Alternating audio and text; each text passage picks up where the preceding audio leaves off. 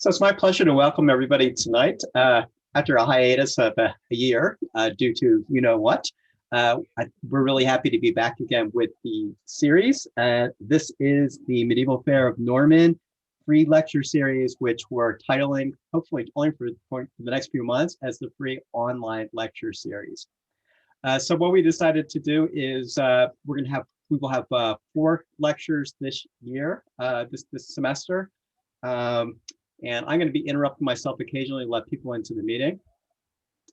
And to get back into what we decided to do, we're going to have one presentation is going to be a brand new presentation, and then tonight's presentation and 2 of the others, 3 in total, are going to be reprises of talks that we thought that our audiences liked. So I think we have a pretty good turnout for our first online presentation. If you guys would please spread the word that these are happening. Before I introduce our speaker for tonight, I have 3 announcements. I have announcements of 3 talks coming up.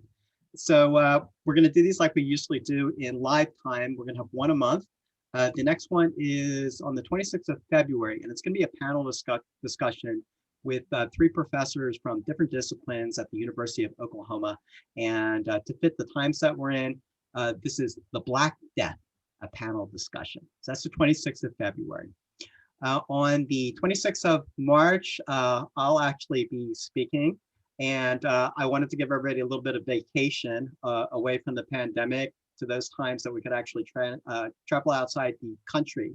And my talk will be Walking the Camino de Santiago in the 21st century. And this is about the pilgrimage path in Spain. It is a fantastic vacation. So my talk is actually more of a travelogue, what it looks like when you go over there and you walk this trail, or you can actually do it by bus or however you want to. But hopefully it'll give you some ideas of where you can go after the pandemic is over and we can actually travel. And it's a really inexpensive vacation as well. Only the ticket to get there is expensive. And our final talk will be the 30th of April. And Professor Lindsay Ponchi of OBU down in Shawnee will present Medieval Werewolves, Monsters Often Misunderstood. And that was one of the best talks I think we've given in the past few years. So she's been nice enough to say that she'd be willing to talk about that again. So tonight is my distinct pleasure to introduce to you my friend and colleague, Joyce Coleman, who's the Rudolph C. Bambus Professor of Medieval English Literature and Culture at the University of Oklahoma, where she's also the director of the Center for Medieval and Renaissance Studies. Professor Coleman who received her MA from the University of Texas at Austin and her PhD from the University of Edinburgh, has had a long interest in medieval literary reception, performance of text, and patronage of medieval books. That is, who commissioned them and paid their authors to write them, and also an interest in the iconography of medieval manuscripts. She published her widely respected first book, Public Reading and the Reading Public in Late Medieval England and France, in 1996. And in numerous scholarly publications since then, she has explored a myriad of aspects surrounding medieval English and French literary culture. Much of her more current interests revolve around the social and cultural values encoded within manuscript illuminations, pictures of authors and readers. On this topic, she has co-edited an anthology titled The Social Life of Illumination, Manuscripts, Images, and Communities in the Late Middle Ages. And she is currently working on a single author book tentatively titled The Iconography of the Book in Late Medieval Secular Illumination.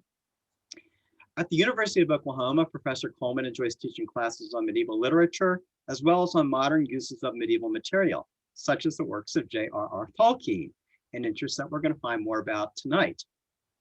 Since 2013, Professor Coleman has been director of OU's Center for Medieval and Renaissance Studies, or CMRS.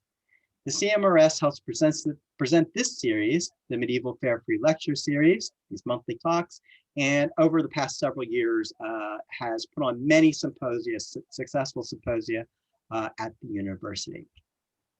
So tonight's presentation is entitled JRR Tolkien's Medieval Mythology, and we're just going to follow kind of standard Zoom protocols that you're all used to.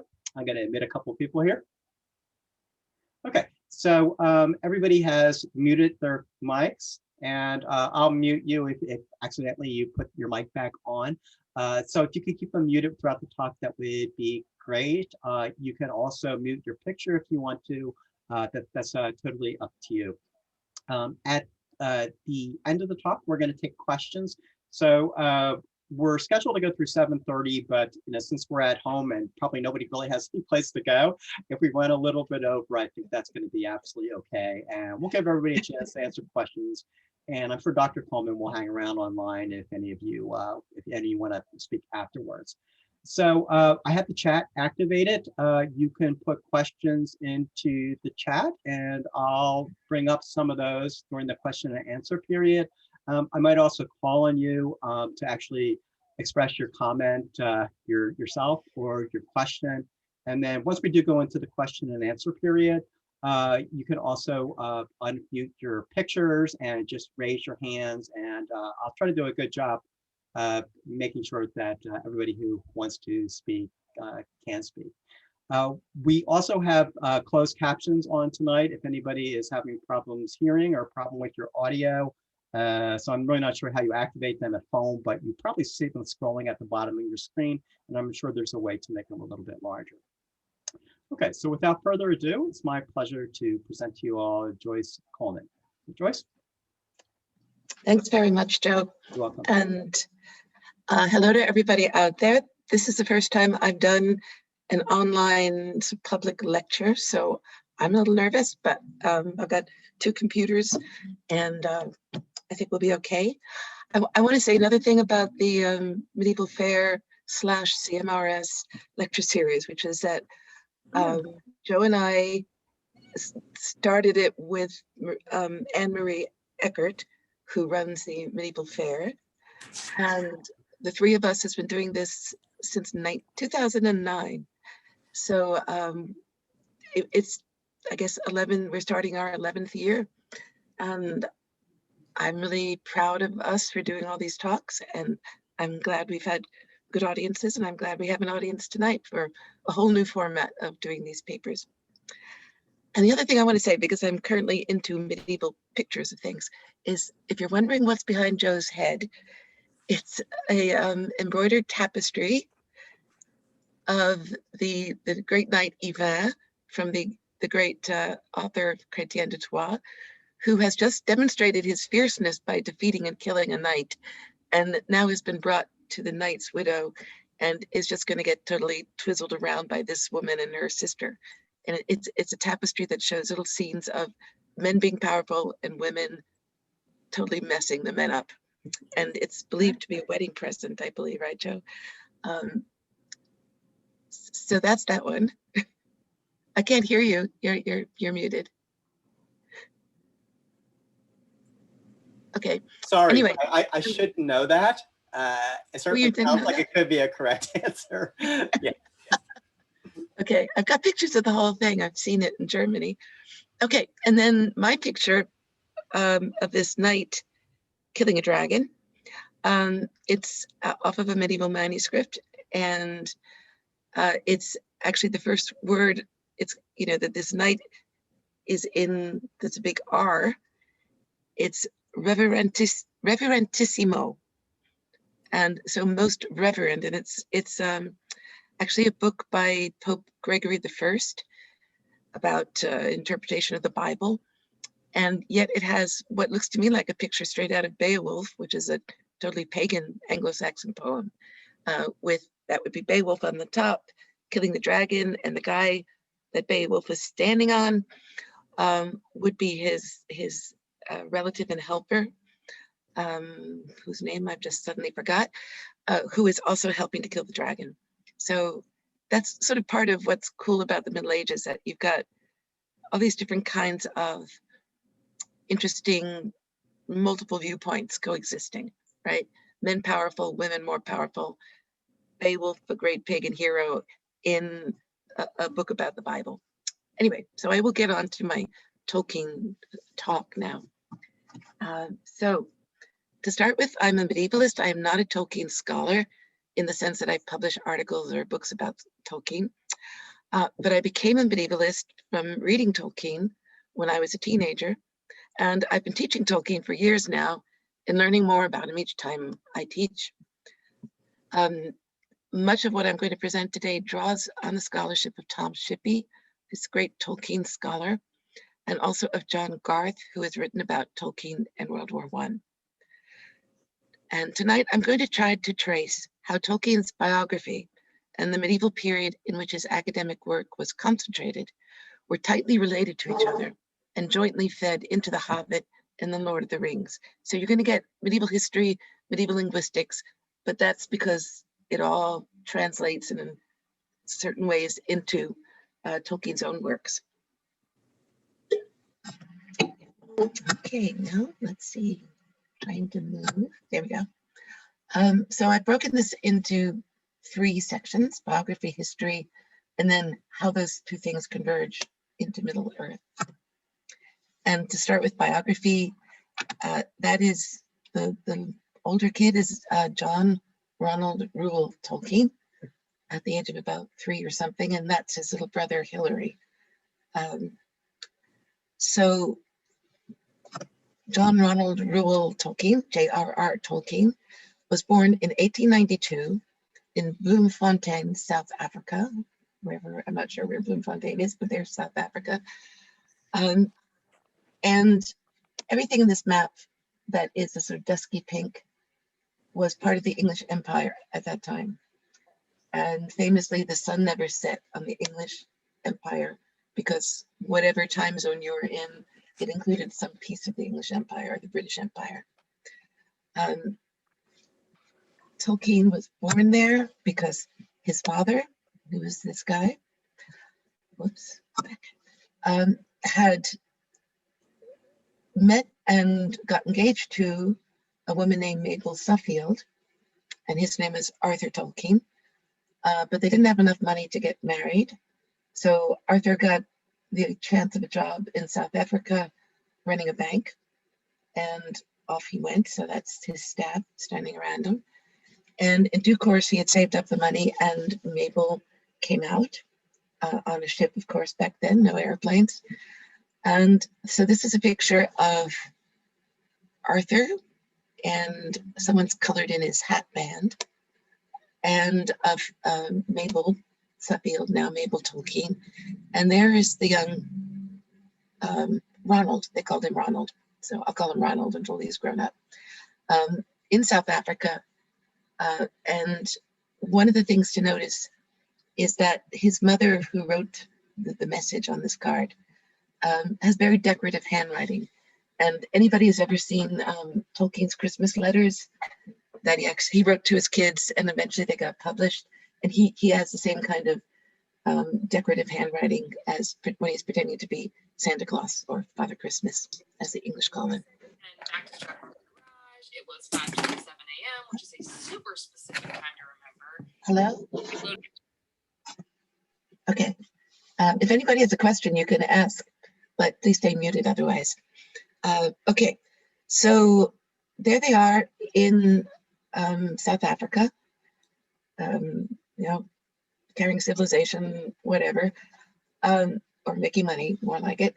So this is a quote I came across from a letter that Arthur Tolkien wrote back to his family in England.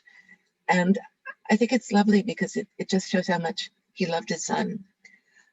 And he says, "My son is a perfect beauty, and we could not do without him. He's almost too sharp, and Mab will not let me try and teach him too many things at a time. He is the freshest, sweetest looking lad I ever saw." This is going to become very poignant very soon. Okay, so Birmingham is here in England in what's called the West Midlands. And that's where Arthur and Mabel were both from and where they met. And when Ronald was getting a little older, around age of 3, he was not doing well in the climate in South Africa, which was apparently, at least then, very dry and dusty and hot. And his mother decided that she would take both of her sons back to Birmingham for a visit to family and a chance for Ronald to kind of adapt and maybe become more healthy. I'm not going. And his father, Arthur, stayed behind to complete some business. So they arrived in Birmingham. And these are the Suffields, who were JRR Tolkien's, Ronald Tolkien's grandparents. As you go along, you'll find out he very much imagined himself more as the Suffield than he did as a Tolkien, even though, of course, he kept that name. So what happened while Mabel and Ronald and Hilary were visiting the Suffield grandparents was that Arthur, back in Bloemfontein, developed some kind of fever and died very quickly. By the time they got the letter saying he was ill, he was already dead. So Ronald was only 4 years old. So that very loving father had just been abruptly removed from his life. And of course, Mabel was totally shocked, didn't know what to do. There wasn't very much money left to the family. The kids were obviously very small. And so she decided to stay in the Birmingham area, try to find a cheap place to live in a village somewhere, and basically living off a bit of the income from her husband's investments and then generous relatives that were trying to help her raise the kids. It kind of fits in at this point to talk about a childhood nightmare that Tolkien later wrote about. He called it Atlantis Complex. As you know, Atlantis supposedly was an island and it was drowned by a huge wave. So he would dream of a great wave towering up and advancing ineluctably over the trees and green fields, poised to engulf him and all around him. So he had this really scary dream of a wave coming at him. So it's always seemed to me that this recurring dream of childhood must be related to the loss of his father. The journey from South Africa to England had taken 3 long weeks by ship. So I can imagine that there might have been storms or at least rough seas during that passage, and that they were very scary to little boys. And that after his father's death, in Tolkien's 4-year-old mind, it might have seemed like these waves had swallowed up South Africa entirely, and with it, his father. So I think that that's, the beginning of how things out of his childhood are going to play into what he's going to create later on, because anyone who's read the Silmarillion and maybe Lord of the Rings, you will know that a very important island called Numenor was overwhelmed by a huge wave, destroyed by a huge wave, and only a few people survived. Okay, so Sarehole is the little country town that they ended up moving to. And they found a little cottage, and Mabel started teaching her children. She seems to have been very well educated, although in the only authorized biography, there is very little background on her, but she knew Latin and French, and she began teaching that to Ronald, who would have been, I don't know, 5-ish by now. But as you already know, and as becomes very clear as we go along, he was a super genius. He was like Mozart, who started in, composing music at some very early age. I don't remember when. So Tolkien just kind of swallowed up these languages. He had a real basic talent for language, and for him, forever, it was all about language. And he actually only ever originally started writing stories about Middle Earth because he'd invented languages and he wanted to have people speaking them. So he made up some people that would speak the language. Okay, during this time when they're living in Sarehole, Tolkien found it a great relief, actually, from Bloemfontein, except for the loss of his father, of course, because it was this sort of typical English climate of being sort of lush and more damp than dry, and his health very much did improve, and he found it idyllic. I mean, he didn't use that word back then, probably, but it became, everyone assumes that it became the basis for the Shire in his mind. And it's too bad we can't see this picture in color, because England in spring and summer is very lush with all the rain. There's a lot of green everywhere. So he settled in finally. He liked it being there. He loved his mother very much. During this period, Mabel, you got to imagine, was pretty lonely too. Nobody much, again, talks about her. But she, from being a Protestant, presumably Church of England, decided to convert to Catholicism.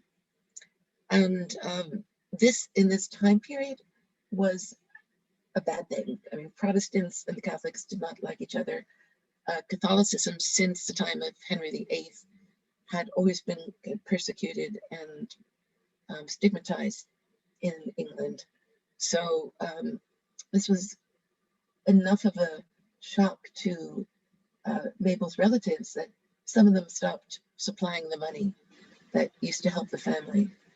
But that made her only more determined that, you know, she had made this decision. She had found her way to God and she was going to stay with it. So that set up just some stress financially. Let's see. So what's my next picture? Okay. Yeah, so this is my last picture in Cyril. This is Mabel with the two boys. And there's little Hilary and there's John Ronald holding his teddy bear. And so in due course, Mabel taught Ronald everything she knew about languages or whatever, and he was growing up and he was obviously bright. And they decided, well, they had to move into Birmingham proper so he could go to a good school. So the next thing is school and love. And this is a German manuscript of love songs. So we went to this school, King Edward School, and apparently it's been torn down since. It's very, very sort of high Victorian neo-Gothic style.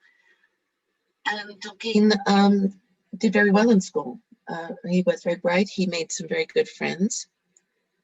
And among these friends are these three guys. So Christopher Wiseman, G.B. Smith and Rob Gilson, and there's the young Tolkien.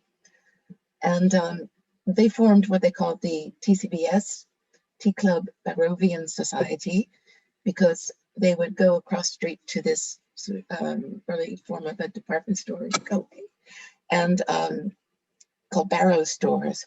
And if you know Latin, which of course Tolkien knew Latin very well, the adjective of Barrows would be Barrovian. So they would go and have tea. And tea for English people means the drink tea, but also sandwiches and other food, a light meal. So they formed a very tight group, and they were all really good at different things. Tolkien, obviously, language. I forget which was which, but the others were poetry and music and mathematics. And they would sort of plan and plot about all the great things they would do when they grew up. And they were doing very well. Let me see, I'm reading the script, I have to move it along. The problem arose, however, with Mabel, which is that she had developed diabetes. And this was possibly caused or aggravated by the financial problems, by moving into Birmingham, which was very polluted back then. There weren't any air safety rules or anything. And of course, they hadn't come up with insulin as a treatment yet for diabetes. So 4 years after they moved to Birmingham, she died. And Ronald was then 12. So he was obviously having a very tough childhood, going from half orphan to total orphan, and very loving parents sort of dropping out of his life. Mabel's death left Tolkien convinced that she had died as a martyr for her Catholic faith. And so he stayed Catholic, and a very devout Catholic. And yet, when you think about it, you know, if you read Lord of the Rings or any of his works, there's no overt religion, and certainly no Christian religion in any of them. Just a slight hint from Faramir at one point. It's very funny because his best friend C.S. Lewis, as we know, the man who wrote the Narnia stories, also wrote a lot of religious, popular religious texts. So it's an interesting thing about Tolkien, but the Catholicism was very basic to him. Father Francis Morgan was a priest that Mabel had connected with, and she found very helpful and kind, and very good with the boys. So instead of she was dying, instead of asking her relatives to take in her sons, she asked Father Morgan to take care of them, and that would be because she was afraid that her relatives would try to convert the boys back to Protestantism. Or maybe I should call him Father Francis. I'm not sure the right terminology is. Anyway, so Father Francis became their guardian. Excuse me, Joyce. Sorry. We're having some audio difficulties here. Your voice is breaking up a little bit, so there probably really isn't anything that we can do about it. So hopefully the issue will resolve itself. You might just want to back up from the microphone a little bit and we can try it that way. But yeah, we're kind of dependent, of course, on connections, and this is the university's connections that Dr. Coleman is using. So please blame them, not us. Yes, I made a special trip to my office, so then. Okay, sounds good now. So okay, it's like you just need to keep that distance from. Try to keep that distance from your microphone. Okay, I will. All right. That's good. Yeah. So the problem with Father Francis being the guardian is that he was a priest. He didn't have his own house. He wasn't a parish priest. He was part of an order. So he put the boys into lodgings. And again, Tolkien was 12 and Hillary was about 10, I guess. So it's very young to be living with. Okay, I'm going to interrupt you again. Yeah. It's kind of coming back again. Maybe try to put your face a little bit closer to the computer now, and we'll try. Okay. Just a connection. I'm just talking to see if you can hear me. Can you hear me? That's good right now. Yeah, that's good. I'll just hold my thumb up or down to let you know how it's working, but that distance. Oh. I'm sorry, everybody. I can't see your hands. Let me see. Oh. Okay, I'll get you back up. Yeah, okay, now I see you. Okay. So the boys are put in a series of lodgings, and so both of them were pretty miserable, as you can imagine. What was working for Tolkien was school and books and friends at school, and he was getting into what's called, or what isn't really practiced too much now, but what was called philology, which comes from two Greek words meaning love of words. And philology at that time was a sort of united kind of study where you would study language, but you'd also study history and literature, because all those things were interrelated, especially when there were no people speaking the languages anymore, like Anglo-Saxon or Old English. You had to go to the books to look them up, and therefore you had to engage with Anglo-Saxon literature, and to understand changes in the language, you have to understand the history. So it's a nice, very rounded way of looking at these things, and you could come in from any of those angles, but for Tolkien, its angle was the actual languages. Through his teachers at school, he encountered Anglo-Saxon, otherwise Old English, Middle English, Old Norse, and Gothic. Hi, Joyce. Yes. It's still doing it.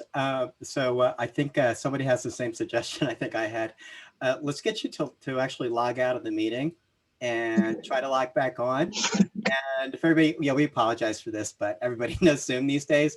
If you all want to take about a 3-minute break while we do this, this would be a good time to go grab something to drink or whatever. Okay, so let's try that. Try to log off and log back on again. Okay. Just close that. And I close this. Okay, and I'll even close that. Go here.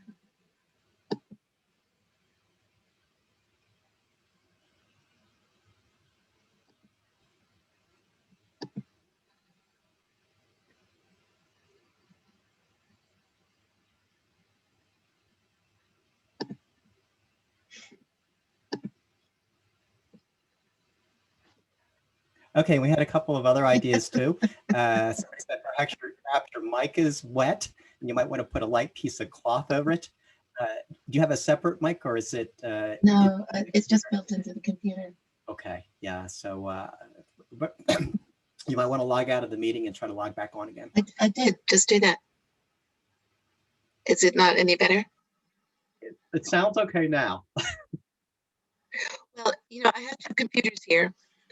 So I can try, except my script is on the other computer, but. Let's do that because I think we're going to continue to have this problem for a while. And apologize everybody. If you could just give us 5 minutes to try to get the technology back up. Okay, I'm going to have to send my script over to the non-functioning computer, if you can hear that. Okay. Now come back.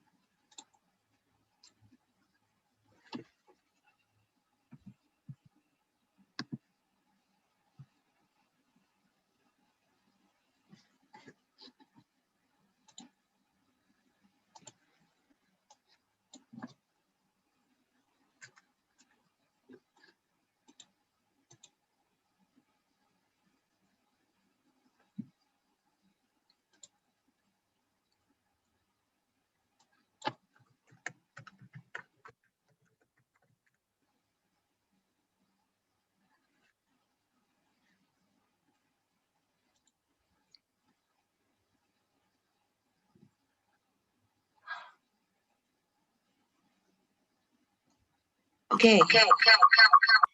Okay, so you have 2 computers on right now. You want to turn one of them off. Oh, okay. Yes, we're getting feedback. So the one that you were originally on, you probably want to turn that one off. Okay. The other one's on. Okay, you're still on 2 computers. So yeah, the original computer you were on, that's the one you want to turn off. I did turn it off.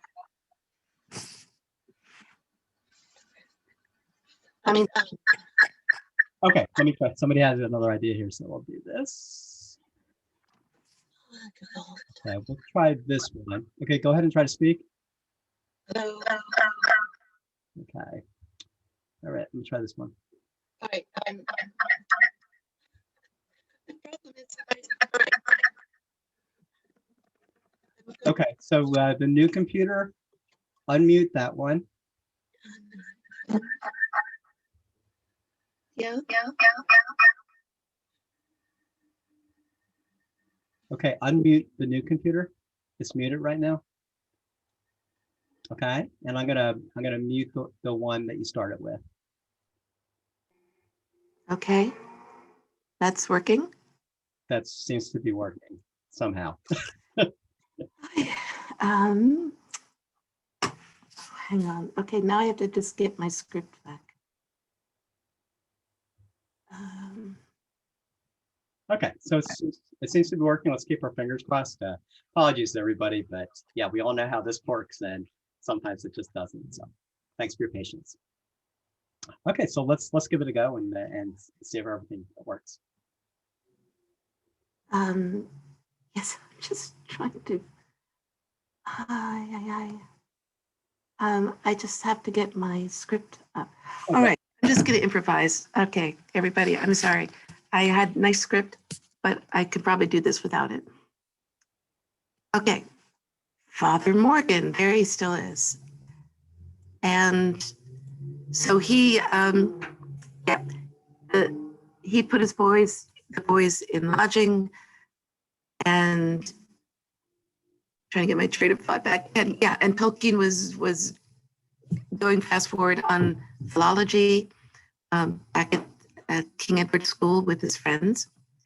And the next thing would be that he would go to Oxford, because that's what all brilliant young men were supposed to do back then. And so he was supposed to be studying hard to pass his exams to get into Oxford. He would need some kind of scholarship because he didn't have much money. And so meanwhile, in the boarding school he was at, there was another orphan boarder who was female, and that was, no, we will soon find out. Come on.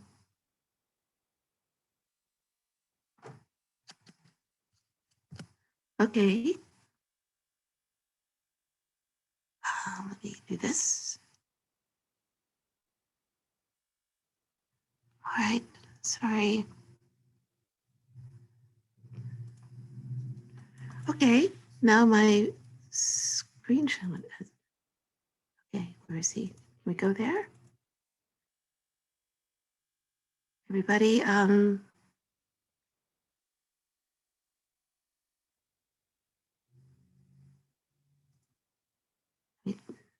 know what happened here. Give me a second.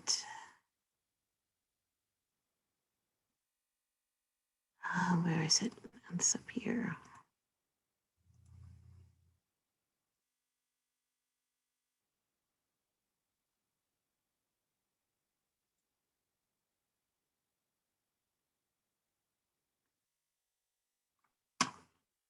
Okay.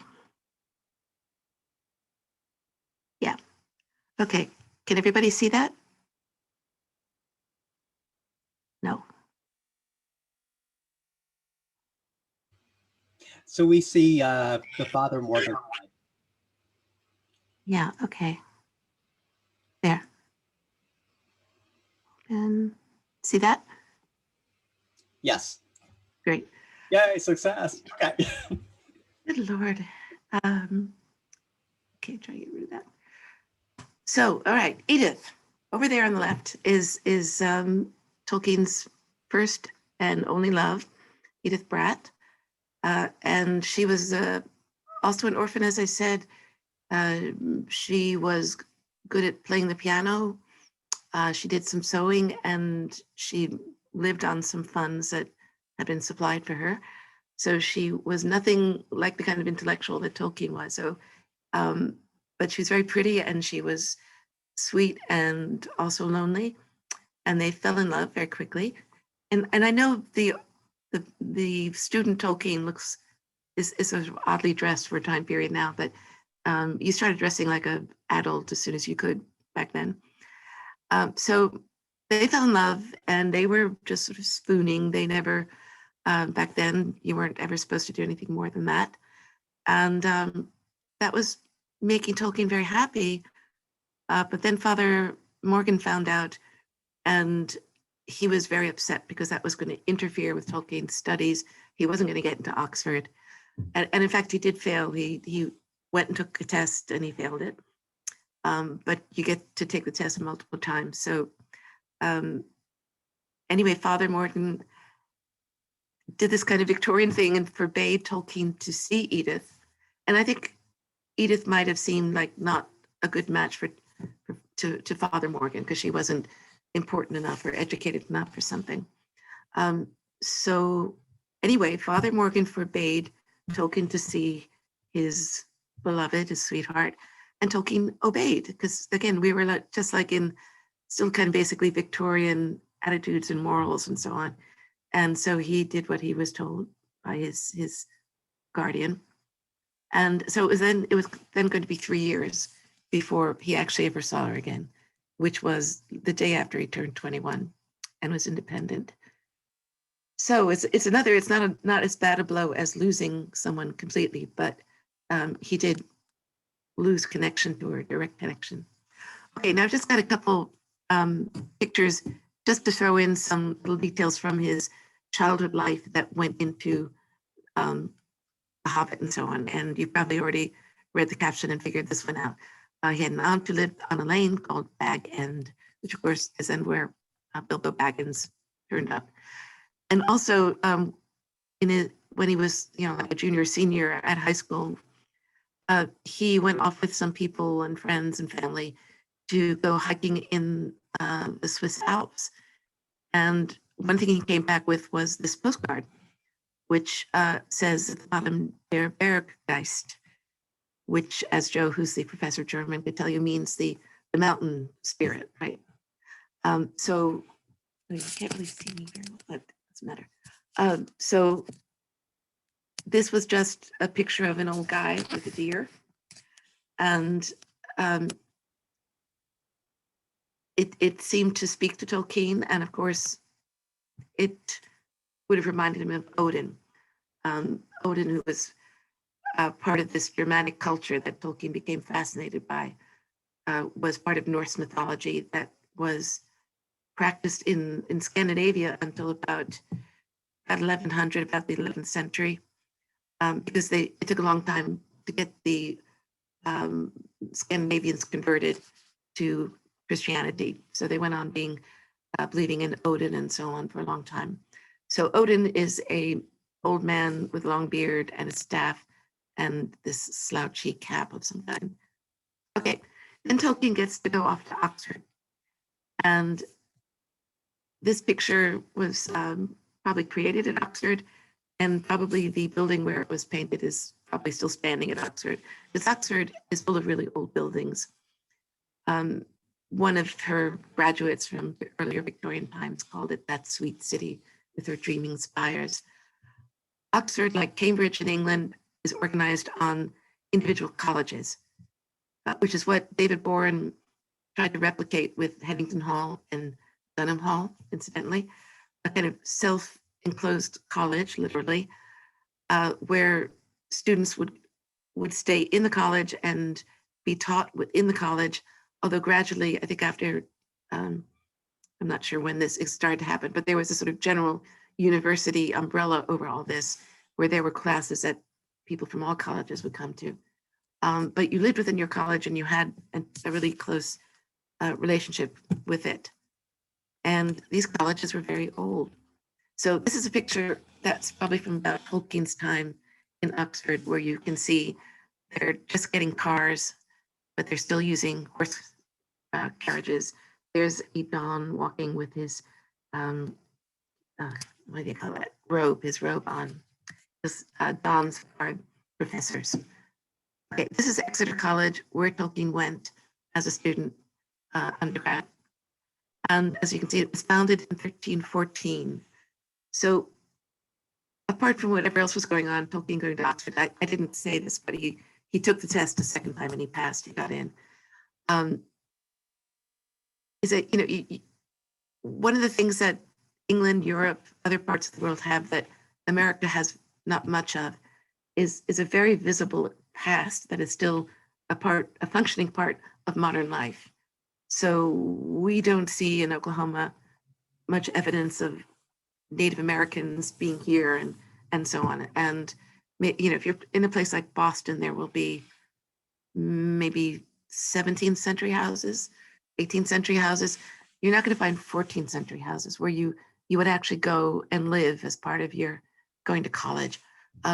So Tolkien, who, as we'll get to, is sort of living in several temporal dimensions in a way.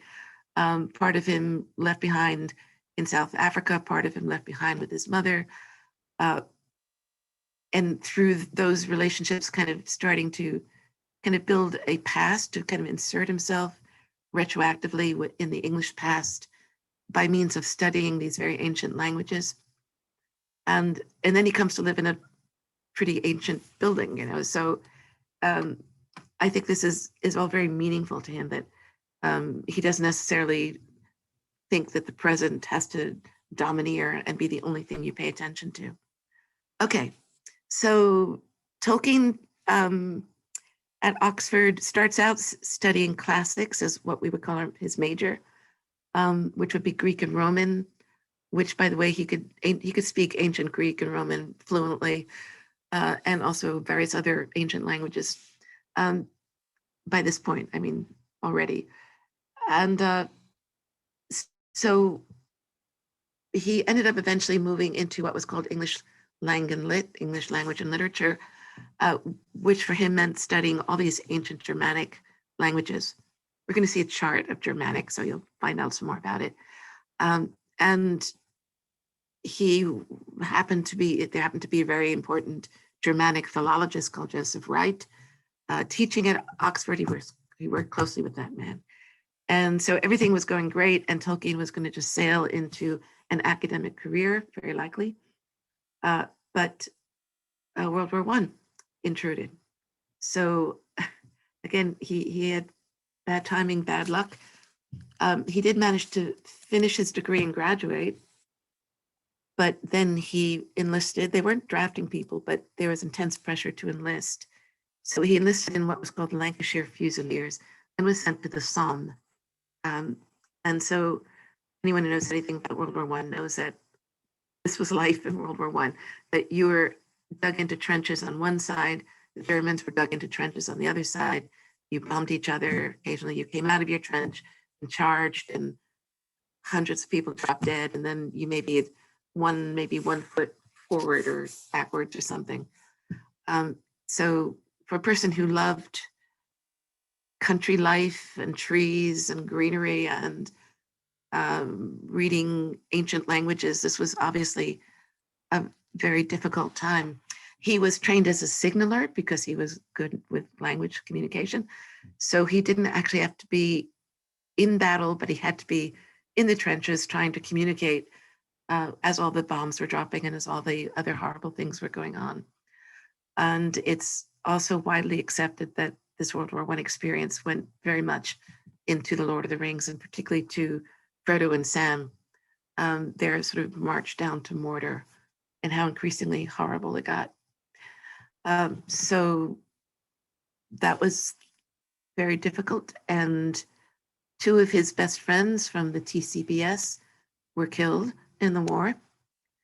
And he himself only survived because he caught trench fever, some kind of fever carried by lice.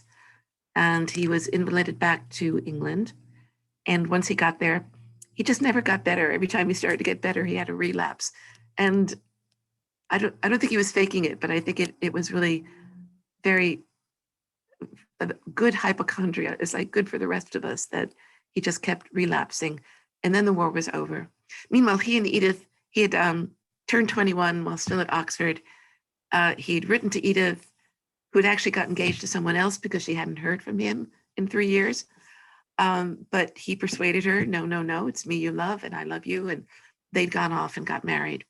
So he'd left her behind. Obviously, he had to go to war. When he came back, she had their first child, or maybe she'd already had it. And they settled down. Yeah, meanwhile, these guys were dead. But just to show you how the war affected Tolkien, this is him before and after. And you would look at the right-hand picture and think, well, maybe he's 35 or something. That was just 5 years later. He's only 24, but you could see that he'd just been through a hell of a lot. And he'd spent his time in the trenches when not signaling or trying to survive, thinking about what would become the Silmarillion, making up his own mythology. He'd already started to make up his own languages, like I said, which at that time was Quenya and forms of Elvish. And so he started to build a world in which there were elves running around, which is what the Silmarillion mostly involves. And so he was basing a lot of it on Norse saga kind of material, and a little bit of sort of Christian stuff in a creation scene. And so that's, like the story he would tell himself or build while he was in all that misery. And from the time that he got back to England and recovered and started a normal life, he was always working on that. And he was always working on that till the day he died. And that was what he was trying to produce and finally publish. although it never did get published and it never got finished, and it got changed so many times. There were many forms of it. So going, I'm gonna have to speed up because we lost a lot of time. This is the last stanza of a poem by a famous World War I poet called Siegfried Sassoon, which I'll just let you read. It's very intense. It's about a farm boy that was fighting in the war and was so horrendously depressed by everything that he killed himself. He shot himself in the head.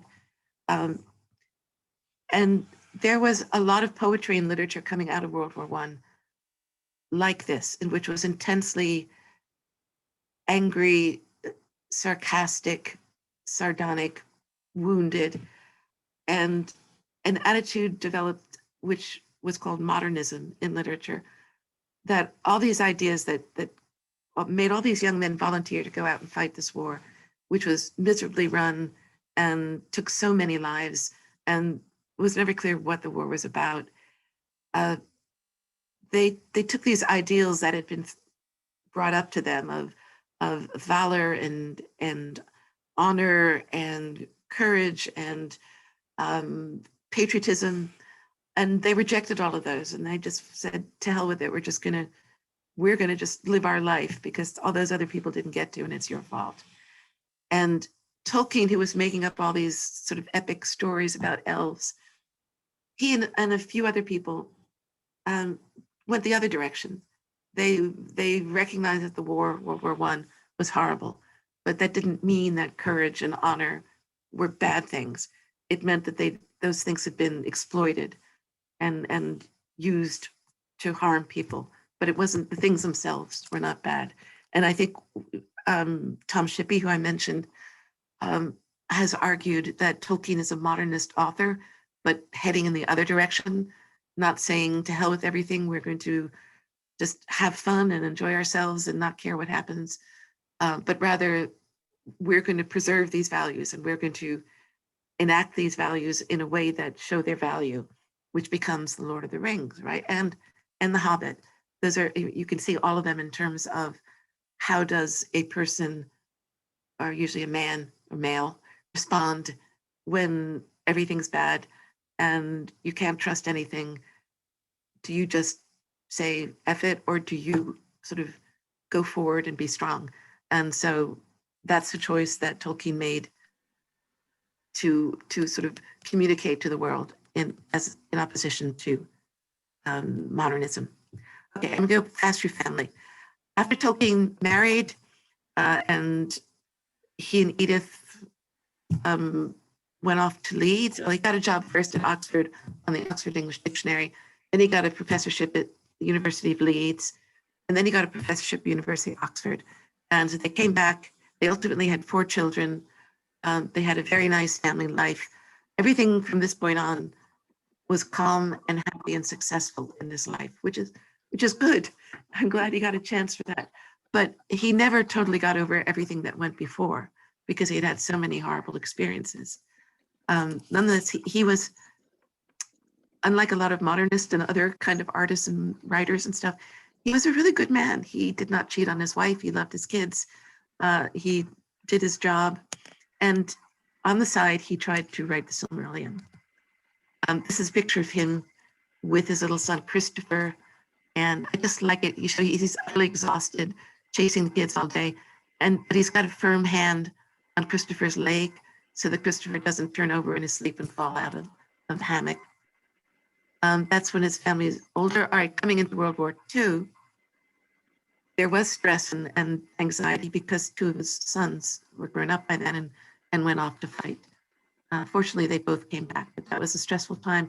And it was a time when he was writing The Lord of the Rings. And there he is, as you know, the classic Tolkien picture. Okay, now I get to do the history. History and language that Tolkien studied are what went into Middle-earth. Very quickly, the important dates for us is that there were Celts in Britain. It was called Britannia. The Romans invaded in 43 and ran the place for over 400 years. Then the Roman Empire started to collapse because of Germanic invasions. the Romans pulled out of Britain and Germanic people started to invade Britain. These particular Germanics were Anglo-Saxons and Jutes from Northern Europe and Denmark. And the Anglo-Saxons, as they're called, gradually settle in, they become Christian, they write stuff, they're having a fine culture. But then in 1066, the king of Anglo-Saxon England dies, and there's a fight over who gets to succeed, and this duke from Normandy in France gets to win, gets to be the king. This was Celtic Britain before the Romans got there. This was the Roman Empire, everything in pink, kind of beating the English with the sun not setting, everything around the Mediterranean. And Britain, as the sort of farthest point, belonged to the Roman Empire until 476, when the Germanics turned up. This is Roman Britain. That's the lowlands and the highlands of Scotland. The Romans never got further than there. And that's Ireland, obviously. So the Romans, while they were in Britain, the Romans were a very advanced civilization in many ways. The Celts were a very not advanced civilization in many ways. So the Romans had no trouble basically running the place. This is Roman architecture that they brought from Rome all over Europe, and including in Britain. And there are still ruins of these kinds of things around. This was the city of Canterbury, as the Romans built it, which looks very like an Italian city, and built for Italian weather with all these open spaces. There's the Forum, there's Colosseum, so on. And these are the Germanic invasions. So all of these lines are going hither and thither. Up here, it's Angles and Saxons and Jutes. You don't see the Jutes, but Anglo-Saxons and Jutes invading Britain. So after this period of invasion is over, this is what the Roman Empire looked like. Half of it was now Germanic of different kinds. The other half was still there and stayed still there for another 1,000 years. So that's going to go into Lord of the Rings. We'll get there. Anglo-Saxons were taking a bite and pushing the Celtic peoples back. And this is just before and after.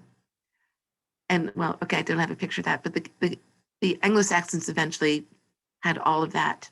And the Celts went off to the edges, to the Celtic fringe. So the Scots, the Irish, the Welsh, the Cornish, and the Breton, people who actually left Britain and went to France, all of those are on this kind of fringe. And it's still a political and a historical issue in what's now England. England got called England because it was Angleland. Angleland, if you say it a lot fast, it turns into England. Okay, so back in the Eastern Roman Empire, which was not collapsing, you had this major city, which was called Byzantium or Constantinople, and which is now called Istanbul in present-day Turkey. This is one of the magnificent things they built. This is one of the magnificent emperors they had. This is a gorgeous mosaic. It's only a little part of what's a whole cathedral full of gorgeous mosaics. And Byzantium stayed and flourished.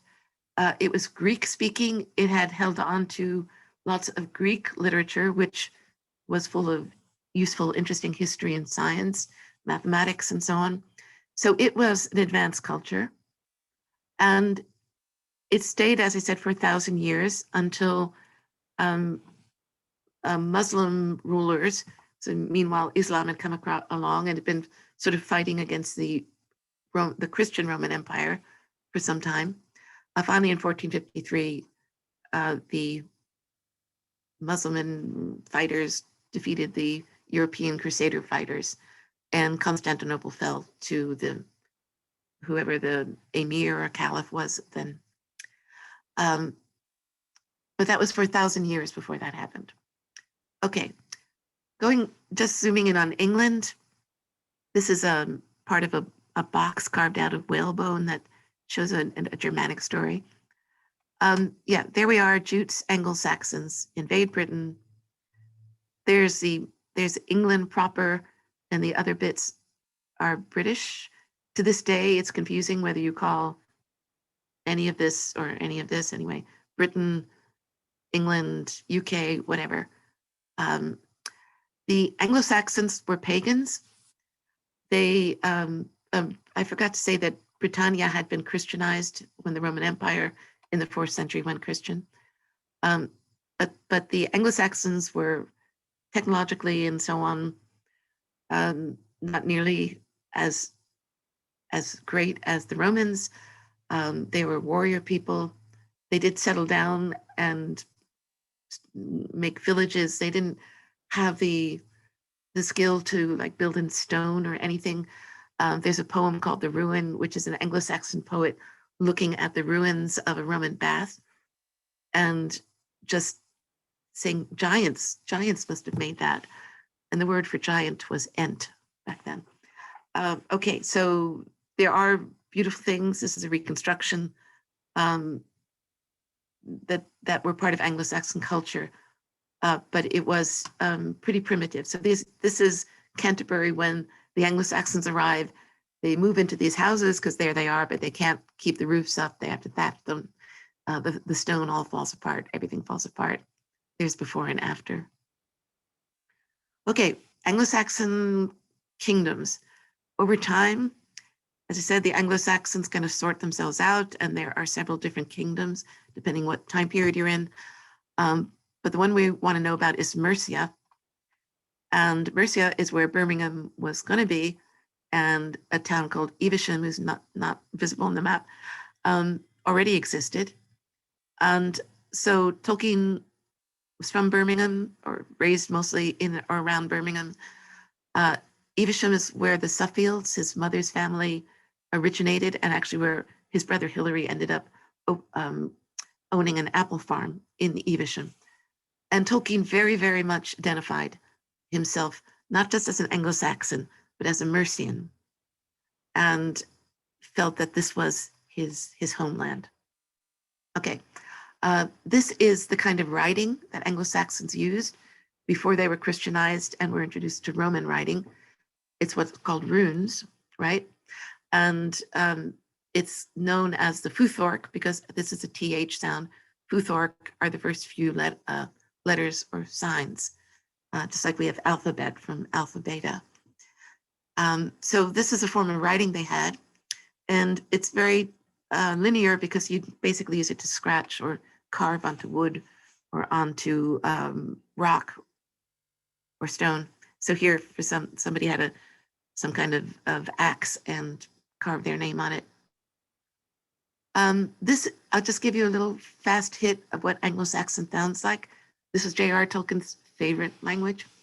For thon each you thinken na mai, yon thas world, for one mod seda mean ne you swearche, thon each eorla leaf eal yon senche.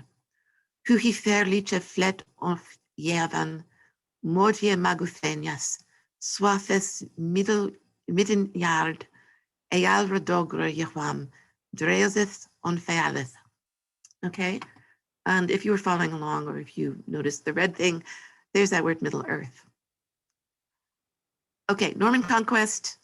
This is a contemporary embroidery in which the Duke of Normandy is getting on some boats to sail across the English Channel and do this and take over. Okay, the Norman Conquest meant that Anglo-Saxon English totally eroded and disappeared. The ruling class was the Normans. The Normans did not drive all the English out to the fringe or anything. They just made the upper class. They became the kings and the dukes and the archbishops and the bishops and all that. And because they spoke French and also used Latin, which was kind of the English, the version of English for the Middle Ages, the sort of universal language that most people knew, most educated people. So the ruling class controlled everything pretty much, and they spoke and wrote English and French.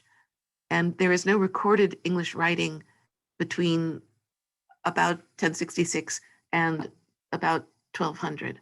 So English just went underground and changed extremely.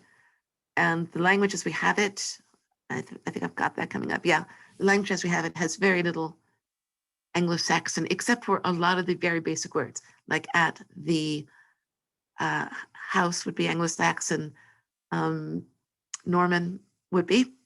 Norman originally means Northmen, men from the north. And Tolkien took this very hard. He felt very angry that Anglo-Saxon had been disappeared. And with it, any record there might have been of what the pre-Christian pagan religion in England was. The Christian, the Norse mythology that was available through Scandinavia is probably pretty similar to what was in England, but we don't know for sure. And we don't have the details that were native to England.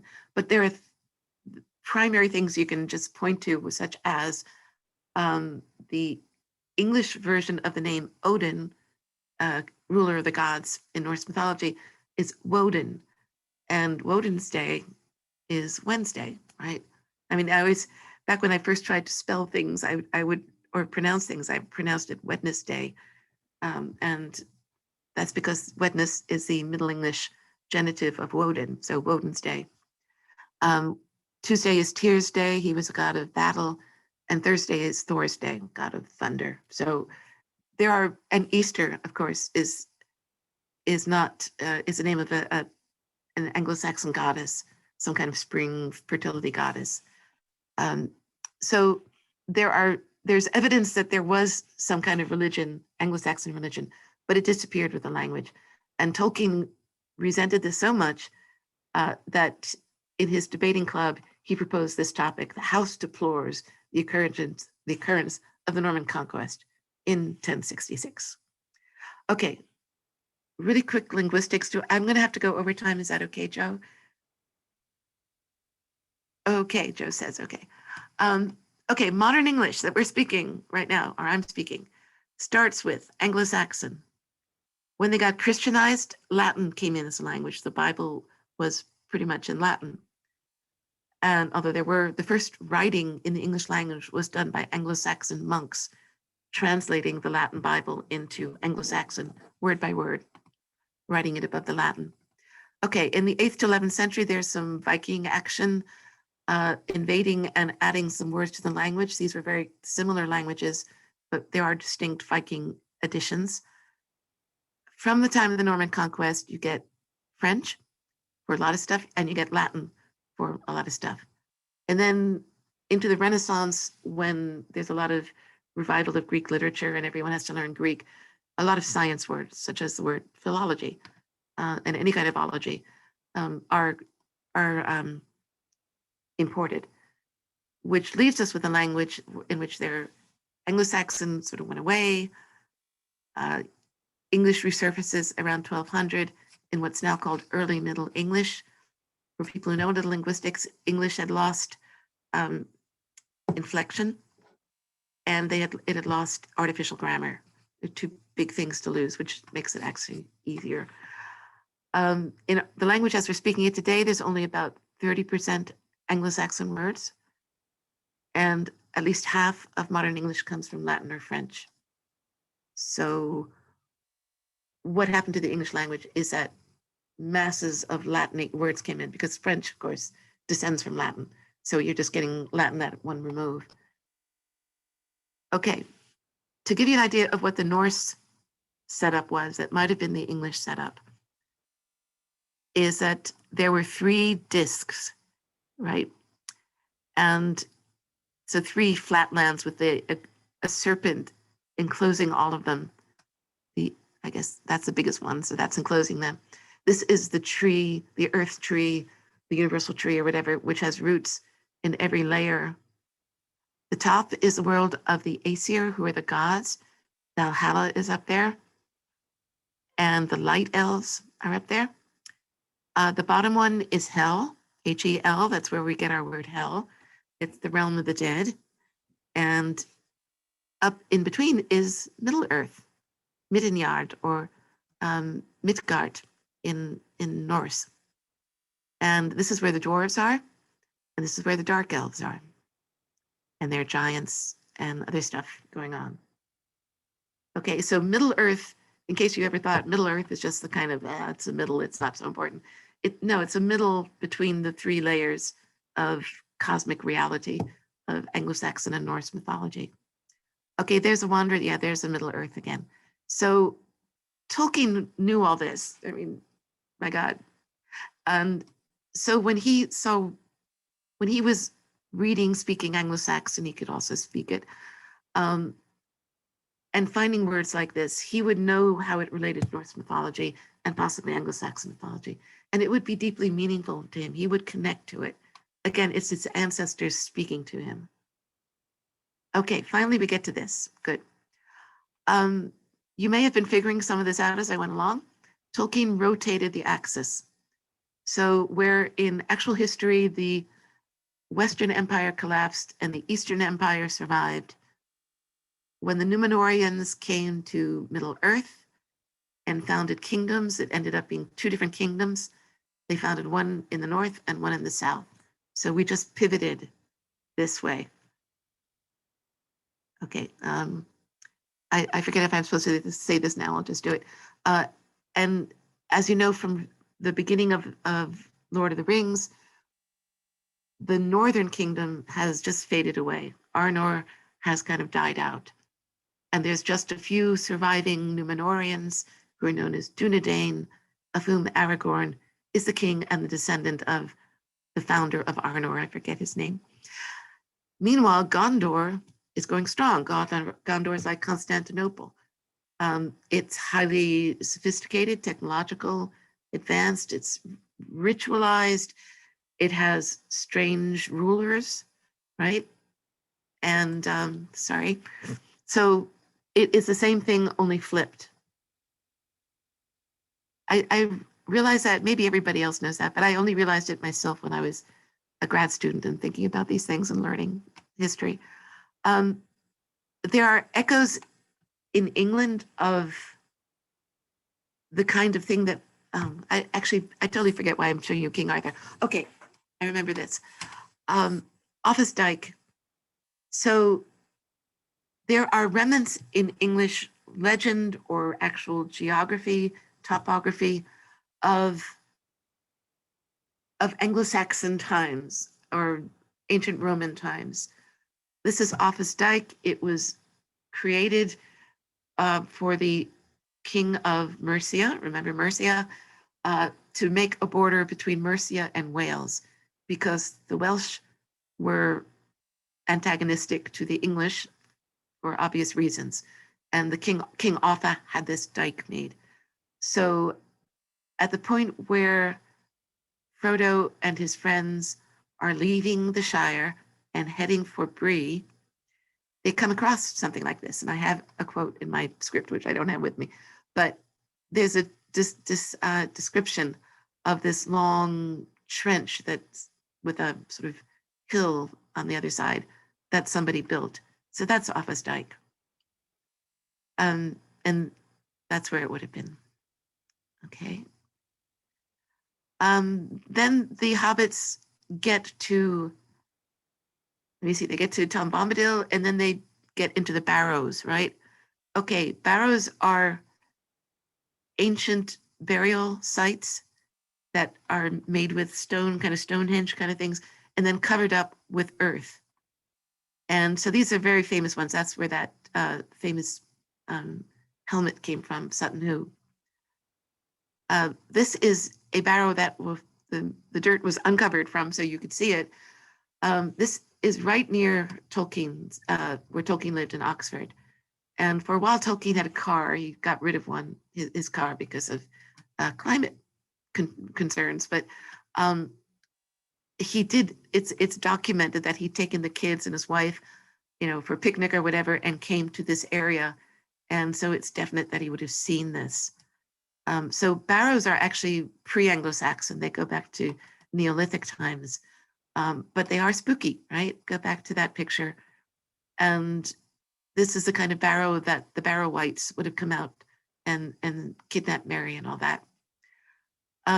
Then we get to Bree, okay? So Bree is a Welsh word meaning hill. And there are other places around Bree that are named, and they are also Welsh words.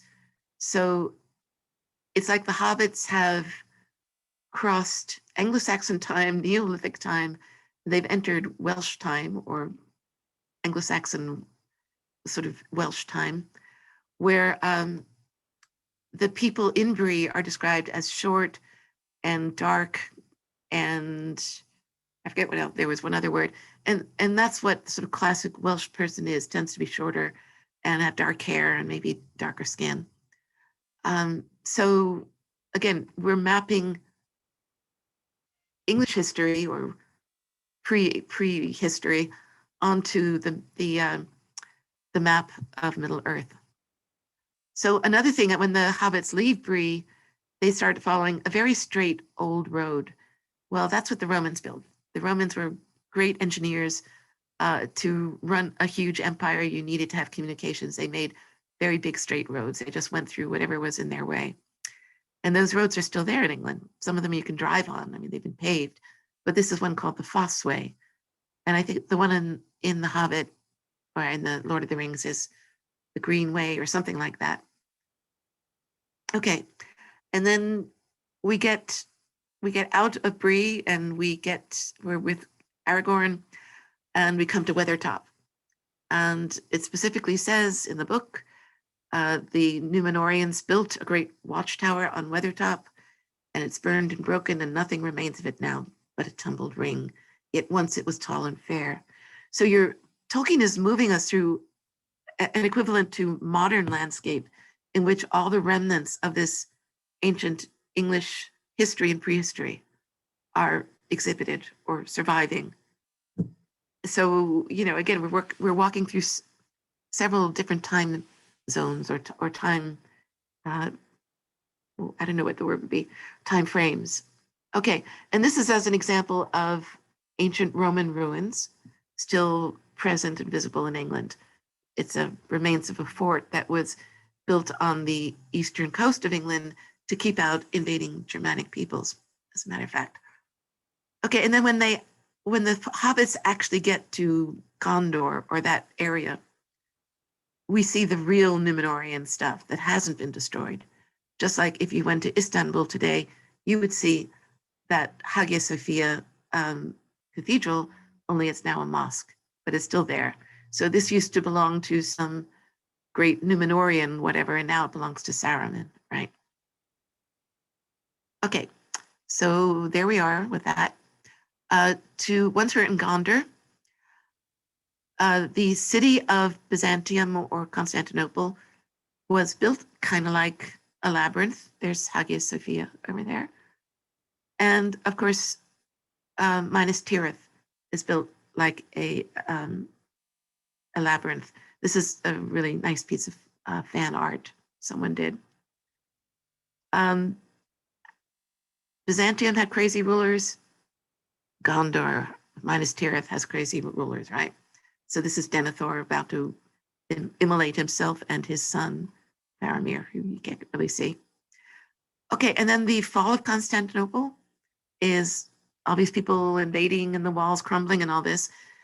And it's very like the Battle of the Pelennor Plains or whatever it's called, of the Mordorians attacking Gondor. And the only difference being that Gondor wins in this case. And there's another dramatic battle called the Battle of the Catalonian something or other, which is where the Romans and their allies stopped the Germanic people invading Italy at one point. So the similar kind of thing about, I want to be really careful and not sound like I'm stigmatizing the Muslim invaders in this case. In this case, we can stigmatize because they're from Mordor and they're really evil orcs and stuff. But anyway, where a culture defended itself against another culture invading. Okay, I think I'm getting towards the end. Going into the language and the literature, this is a carving from a Germanic saga called Volsung Saga, which is on the side of a door of a Christian church, a medieval Christian church. So they they mix things up. But this is a guy called Sigurd killing this dragon called Fafnir, which is like one of the only dragons in Norse mythology, I think. Okay, so a part of Norse mythology is called the Vala's prophecy, from something called the Elder Edda. And the gods decide to create the race of dwarfs. If you know your Silmarillion, you know that the dwarfs were the first non-celestial kinds of beings created. And a lot of old friends, Doran, Dwalin, Dane, Bifur, Bofur, Bomber, Nori, Fili, Kili, Thrain, Thorin, Thror, Thorin, Oakenshield, that's where he gets his epithet, and Gandalf. So all the dwarfs come from the Elder Edda, and Gandalf is not a dwarf. And in fact, I believe this means half elf or something like that in Norse. So obviously Tolkien thought, well, this is not just a dwarf. I've got to give that name to somebody else. And there he is. So that's Odin, right? And that's Ian McKellen being Gandalf. And obviously it's the same basic idea. And there was, as part of the mythology on Odin, there was this kind of legends of how he would go roaming the countryside like an old man with a staff and speak to people. And of course, if they did something that displeased him, they would discover that they messed with the wrong guy. So that's kind of what Gandalf does, right? He walks around like he's just an old guy, but he's not just any old guy. All right, there's Futhark. All of this stuff is actual Futhark. You can translate it letter for letter and get the English message. How Germanic races kind of played out as Middle Earth races or whatever. So the Anglo-Saxons had invaded from the east to the west. And so the hobbits had not actually invaded, we'll get to that, but they had migrated into Arnor. Once Arnor was kind of devastated and underpopulated, there was just open space for the hobbits to go to. There are three kinds of hobbits: Harfoots, Stores, and Fallowhides, just like there are three kinds of Anglo-Saxons: Anglo-Saxons, Jutes. And the hobbits learned to write from the Dunedain, just as the Anglo-Saxons learned to write in Roman script from the Roman missionaries that came to Anglo-Saxon England. The Shire was first settled by two Fallowhide brothers, Marco and Blanco. Anglo-Saxon England was first settled by two Anglo-Saxon brothers called Hengist and Horsa. Or first not settled, they were hired as mercenaries by some fighting Celts. But Hengist and Horsa, both of those words apparently mean horse, according to Tom Shippey, and so do Marco and Blanco, according to Tom Shippey. Okay. All the words in the Shire, or almost all, are Anglo-Saxon oriented. The unfamiliar words: Shire is Anglo-Saxon, Thane has that thorn in it. Mayor is the only one that isn't. It's a French word, which maybe signifies that Tolkien doesn't think as much of mayors. Shire reeves are shire reeves. A reeve was a foreman on a work team, and that's where our word sheriff comes from. Matham means treasure, so the Matham House was a treasure house or a museum. Mercia, we get back there. Mercia is the mark in Lord of the Rings. Shippey has this explanation, which I don't have in front of me, of how the word Mercia translates into a hard k sound and ends up being mark. And a mark or march is also a boundary. So all of the writers so if the hobbits are like modern English people, right? The writers are actual Anglo-Saxons, the writers of Rohan. Zimbalmine is Anglo-Saxon for ever memory. Haswithel, Greycoat. Eowyn, Horsejoy. Darenholm, that's Eowyn disguised as a man, hidden or dark helmet. Meduseld, which is the name of Hrothgar's hall, is Anglo-Saxon for mead hall. It's used for the mead hall in Beowulf. So Tolkien, delighted himself by creating a race of Mercian-speaking, not just any old Anglo-Saxon, but Mercian-speaking Anglo-Saxons who became the Rohirrim. Legolas at one point quotes from Beowulf. He sees the Medusel, the mead hall, and says, "It is thatched with gold, the light of it shines far over the land." In Beowulf, when Beowulf, the warrior, is approaching the hall, Heorot, it says, or the narration says, "Its gold hammered roofs shone over the land." Same thing.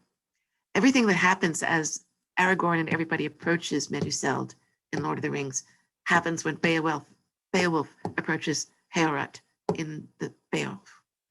Okay, another thing that you associate with Rohirrim are the horses and how they all gallop so gallantly on their horses.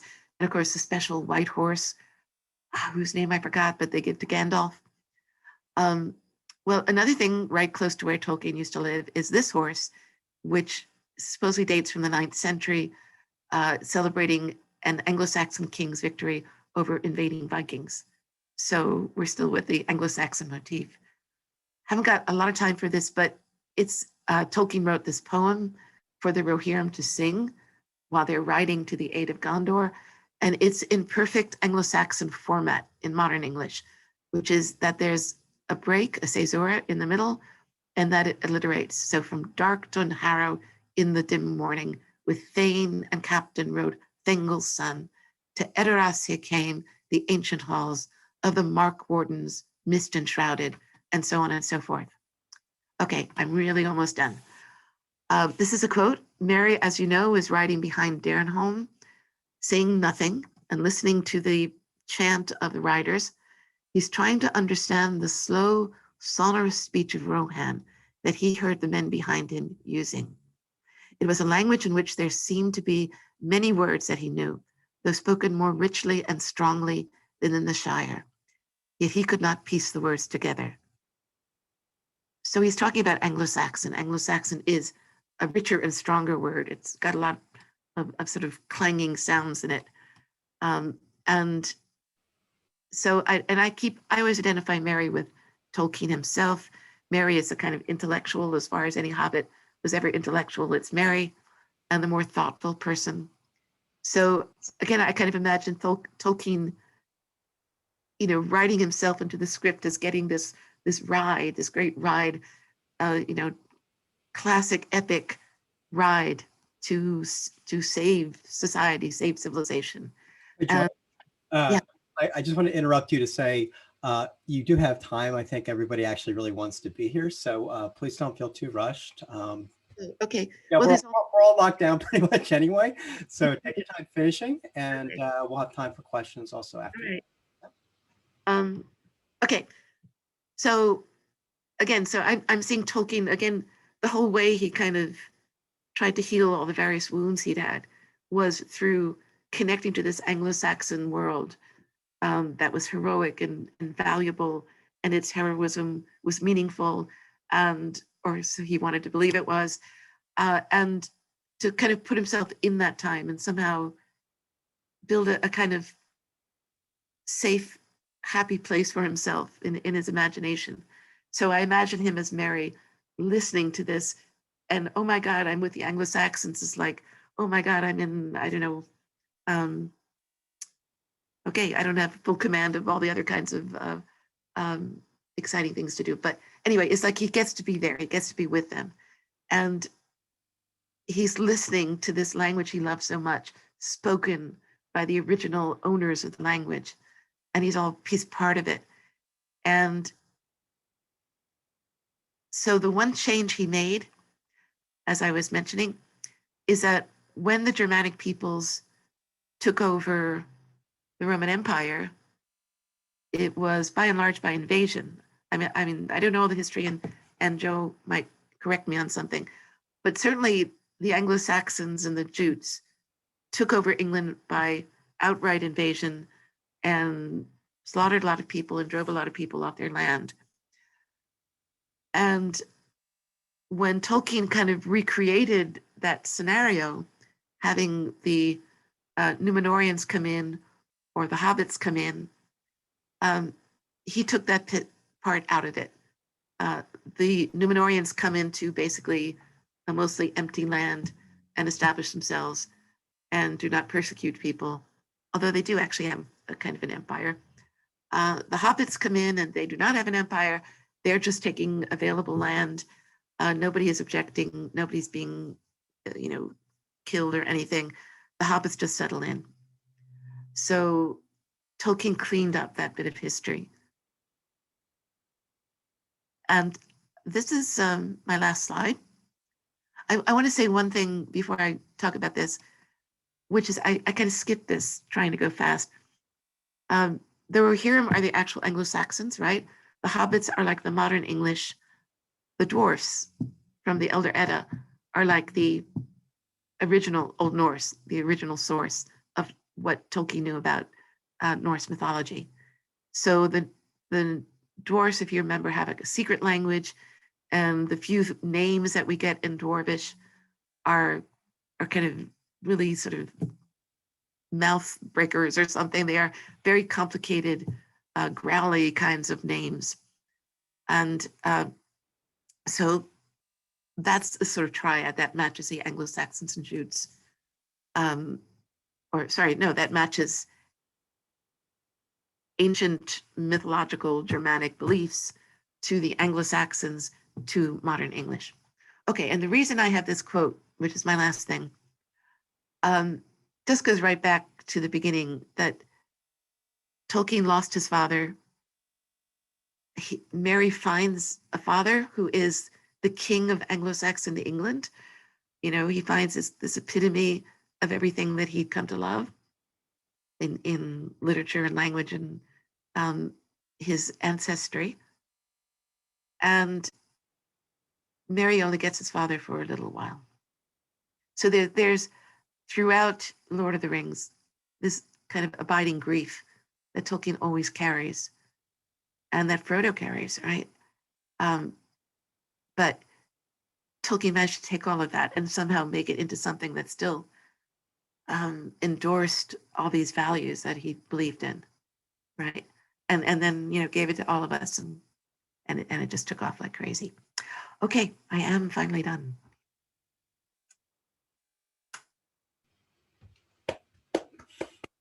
Thank you. Yeah, so thanks very much, Joyce. So Joyce Dr. Coleman will go ahead and take questions now. And I'm going to be looking at the chat, but if you don't mind, those of you who want to show your face, that would be great. And I'll also try to pick out a few people who just put up their hands. Okay, so I see a question from Brid or Breed. And Breed. yes, please. Sorry. When you were talking about the maps, I was just really curious as to whether or not like I was a little bit confused about the rotation that you were talking about regarding the actual historical map of the real world and its rotation regarding the map of Middle Earth. And I was curious as to whether he rotated it to match up more to medieval T maps. Also you're muted. Oh, No, am I? No. Oh no, you're not. Okay. Okay. Okay, so first of all, a T map is a circle with a big T drawn in it for people who don't know. And in the Middle Ages, they put it, the top faced east. And so I forget it all. There's Europe. Yeah, so it's Asia is the top half, and then Europe was the bottom left corner, and Africa was the bottom right corner, and Jerusalem was placed at the meeting of the two lines. At the center, yeah. I don't think this map looks like that because it's not in 3 sections. It's in 2 sections, and so. I don't think it's a T map. I think it's just what. Well, I know it's not exactly. I was just wondering if it was like, if it more correctly matched in terms of like I was just confused as to like how the direction of the rotation. To the right, it's a 90-degree to the right rotation. Okay, thanks. Okay. I'm not good at maps either. And everybody, the reason I seem to be looking off in the distance is because this computer has its camera down at the bottom and to the side. And I guess if I just got down there, you could see me better, but sorry. Elizabeth has a question.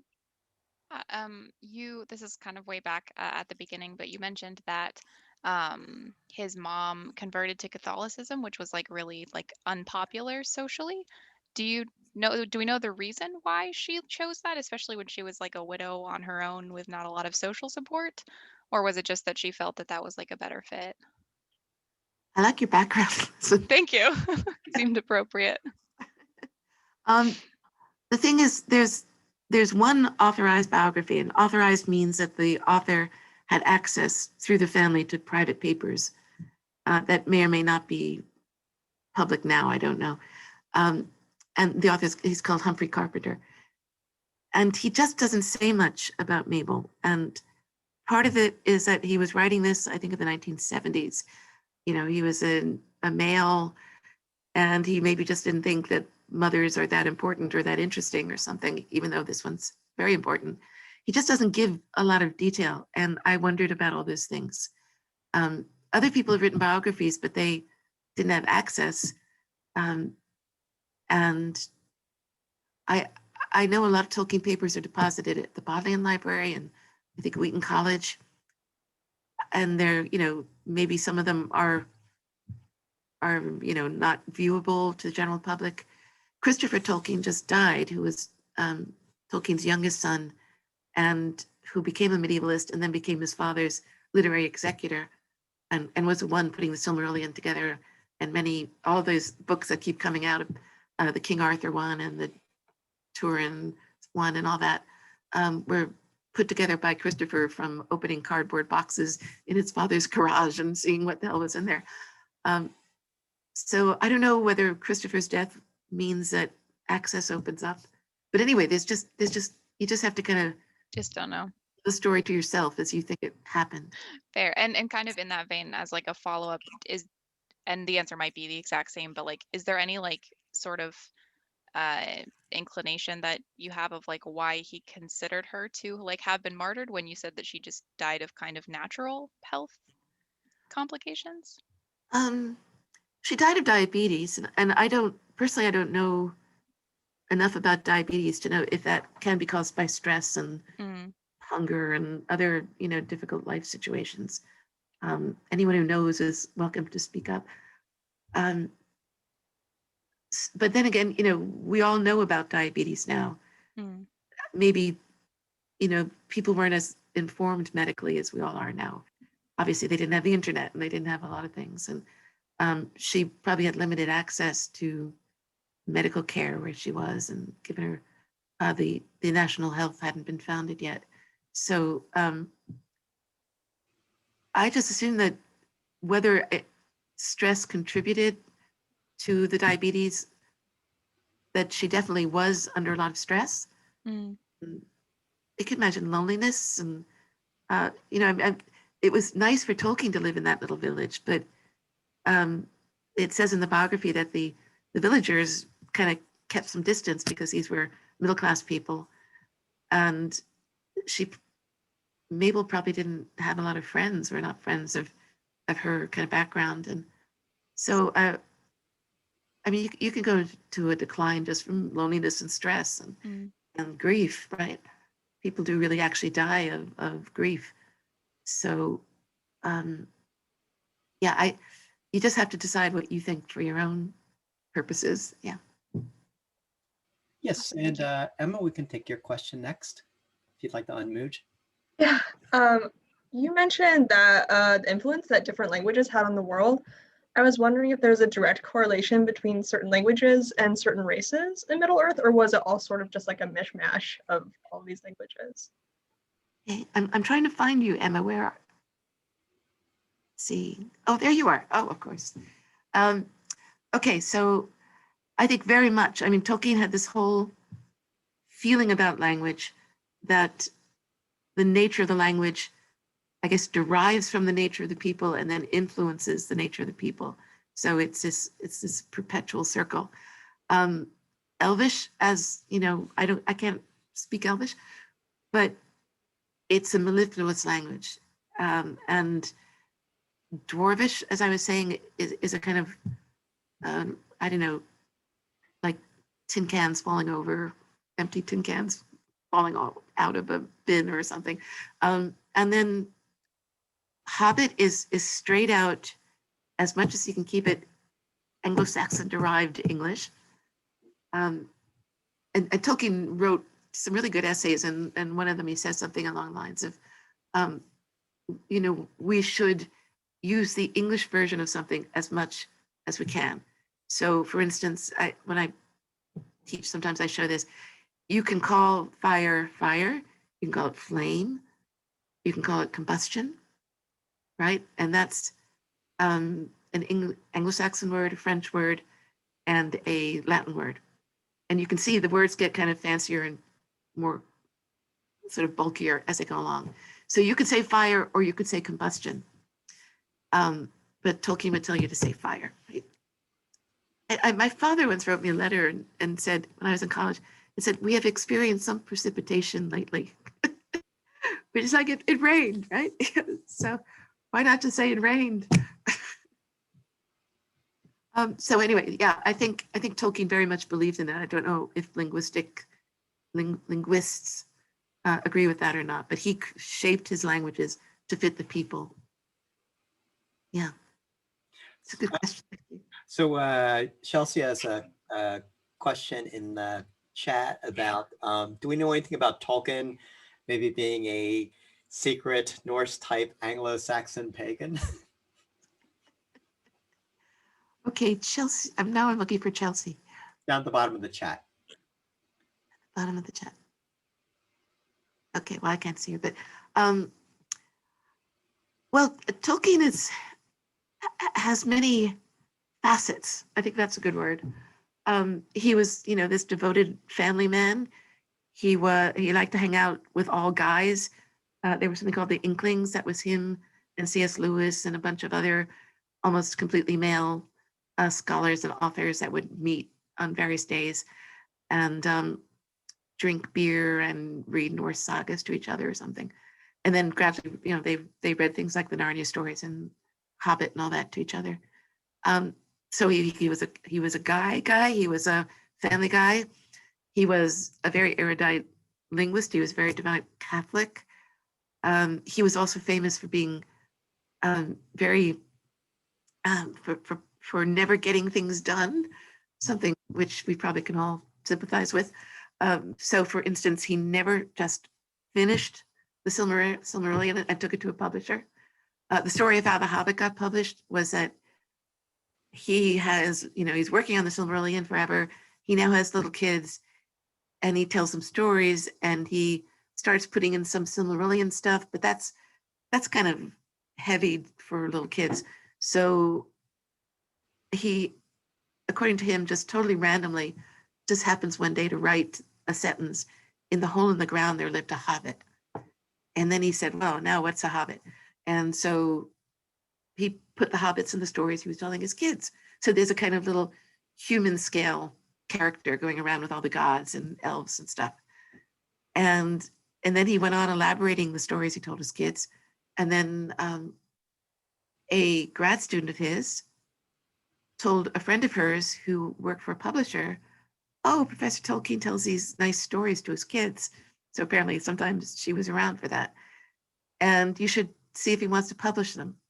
So, and this is the one and only reason we have The Hobbit and Lord of the Rings, because Tolkien would have gone to his death trying to finish the Silmarillion. Seriously. And it's a great example of how audience is very important, or, people outside the little shell of the author.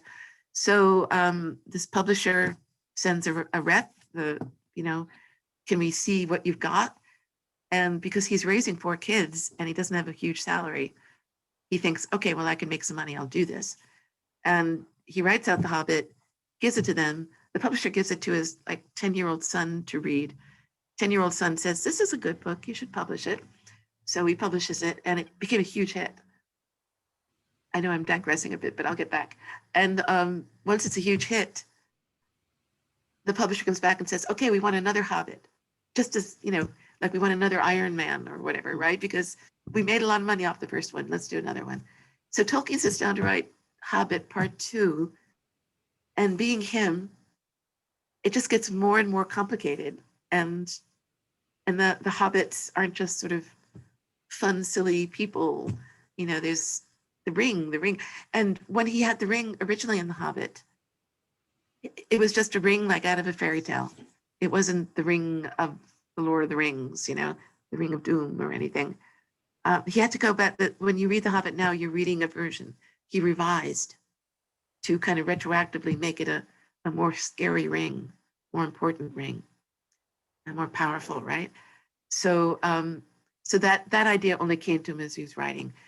He said that when he got the hobbits to Bree, and there was a stranger sitting, across from the hobbits in the tavern, that he said Tolkien said he had no idea who that stranger was, and originally he just called him, what do you call him, Stalker or something like that.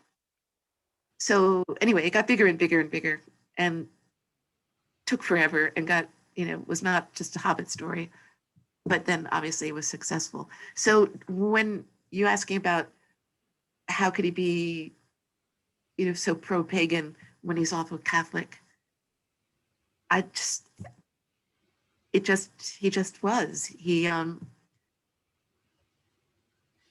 And those things combined, like I showed you in the very first picture, or one of the early pictures of the that carving on this box, it's called the Frank's Casket, and each side has 1 or 2 scenes, either from the Christian Bible or from Norse or Anglo-Saxon mythology.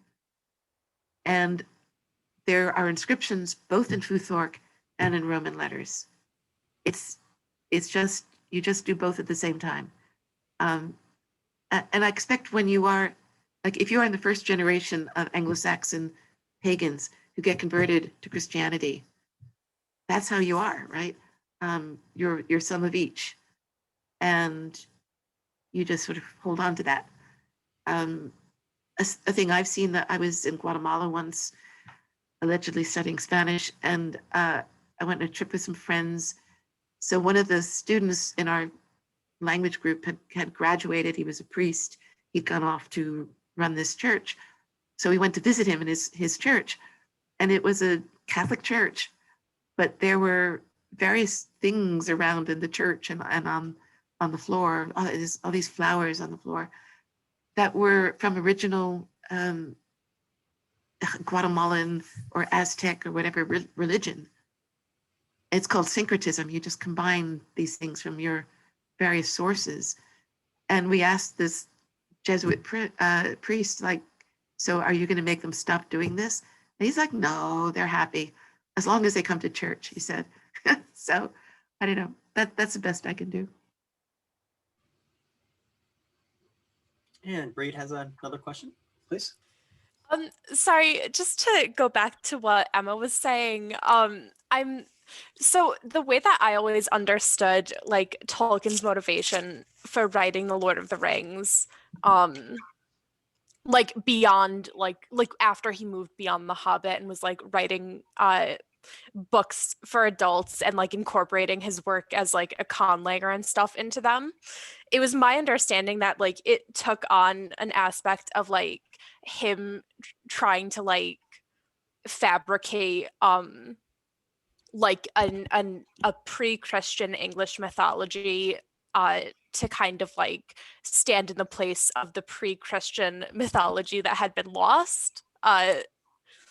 So I wonder if do the languages that because like obviously like the elves like leave at the end of the Lord of the Rings, and it's like a whole big deal because it's like it's like time for humans to be in charge of Middle Earth and whatnot. So like would that be like in a way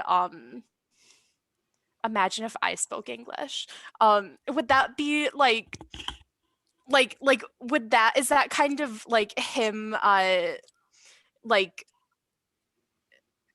rewriting like the actual history of like how like Germanic tribes kind of took over England and then like and became English and all of that, and like pushed out the people who had been living in that area before to kind of be like, actually this was definitely the right thing to do, because I know that like Elvish has a lot of like Finnish but also like Welsh influence, and like so like is that like him using Old English as like the base for the language that like the heirs to Middle Earth, like the proper heirs to Middle Earth spoke? Is that like a way of him being like, yes, the English are right to be here? Well, but as I said at the end, like Tolkien took out the element of invasion and genocide and so on, right?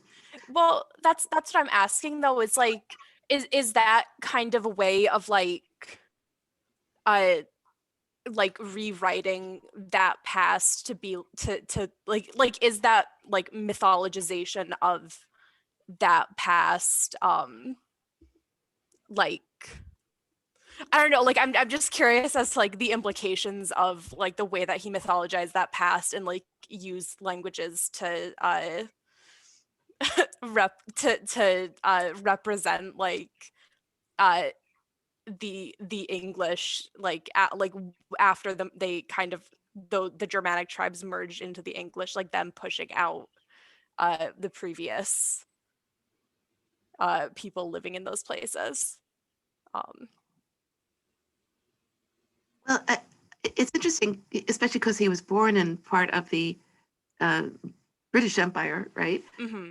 And, you know, that picture of him as a baby, he's being held not by a slave, but by, you know, somebody that's probably getting pretty low wages, right? You know, one of the things about people from the first world going off to the third world is that you can get lots of domestic help for real cheap. And I say this having once had a friend whose parents had gone off somewhere like that, and they had a full staff. But you know, he left when he was 4 before he could ever really be conscious of what kind of inequities or why are the English here in South Africa. I don't know. He might have. I don't. If he has written or had written about what he feels about South Africa, looking back at it now that he's grown up, I don't know if he did that. So I haven't seen. Oh, sorry.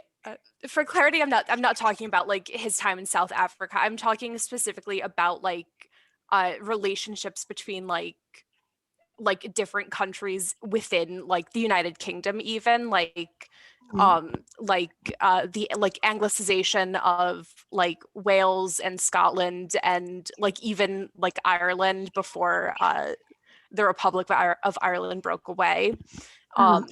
Like is that like I guess my what I'm wondering is like is is the way that like he wrote about the time of the elves have passed, it's now the age of men, is that like kind of low key like, and like just the way that he like those different races in Middle Earth had languages influenced by real world languages, is there like kind of an implication of like yes, the English should be in charge of this island and the islands surrounding it? I think he might say England for the English in the sense of, you know, we should preserve our traditions and our language or something.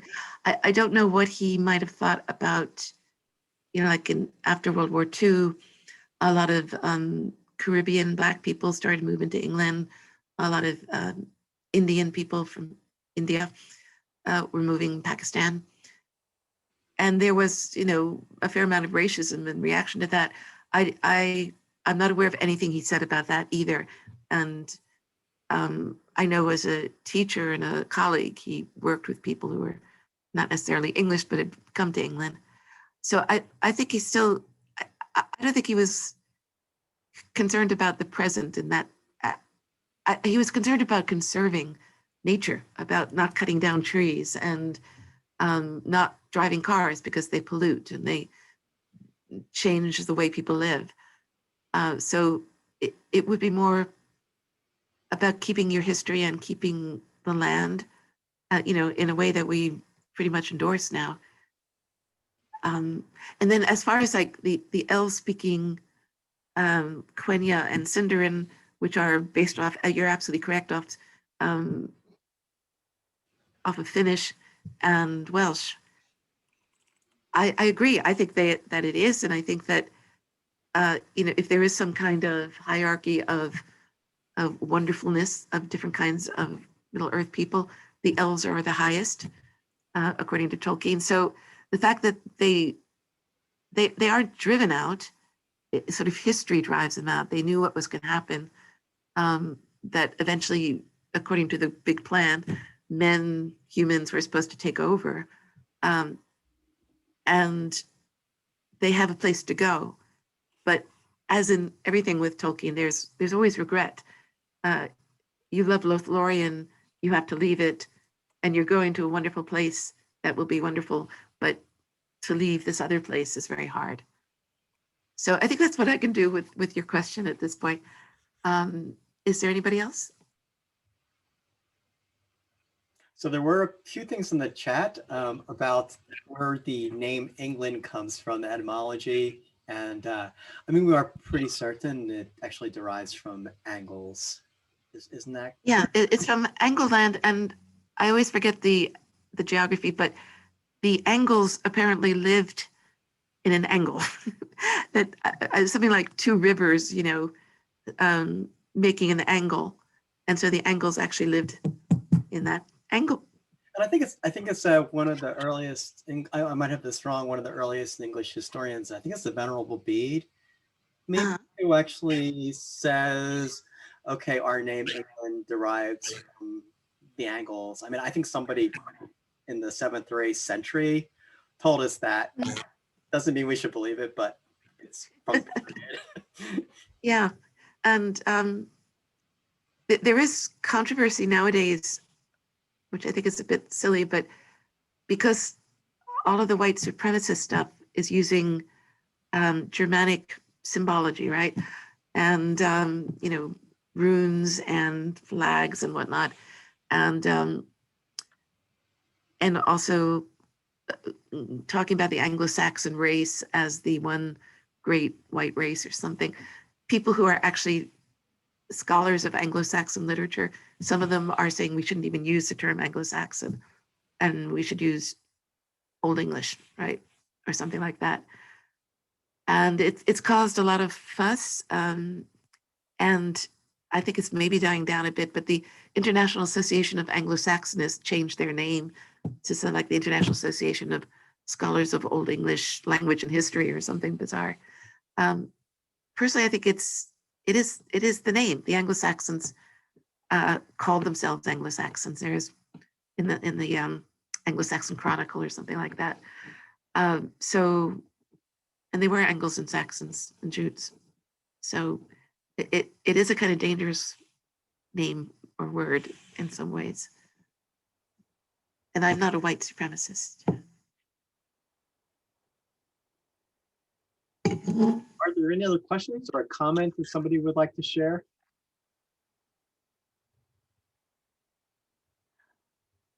Okay, well, I think I'd like to thank everybody for coming out and especially for sharing all your ideas and questions and I will apologize for Professor Coleman for the technology, but we've all been here before. This is just what Zoom does.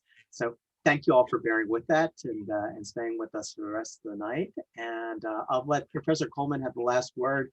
But before I kind of retreat, I just hope you're all here next month too. We'll be here on the 26th to talk about something a little, I think, less positive than Tolkien, to talk about the plague, but it should be really fascinating. So thank you. And we will do a real, we will check all the technology before we open the doors to you this time. Thank you, guys. Thank you, everybody. Have a great rest of your weekend.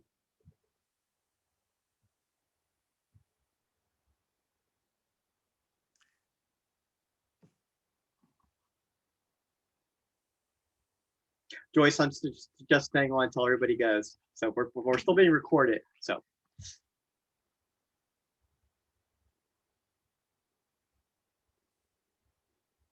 Some people have left the room. Don't know it's over. Yeah, there are probably a few people who are. I think you can get cancel them. Yeah. I mean, individually, you can do more, and there's an option. So we'll figure out how to get this posted somewhere in the next few days. Oh God. Maybe let Anne-Marie worry about that. Oh no, it's just such a hash though. I guess the moral is always print out your talk. I was trying to save paper.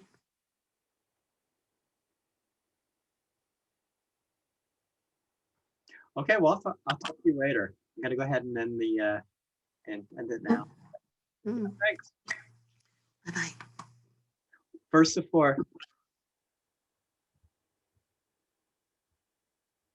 Okay. Goodbye, Joyce. Good night, everybody. Thanks for coming. Hi, Joe.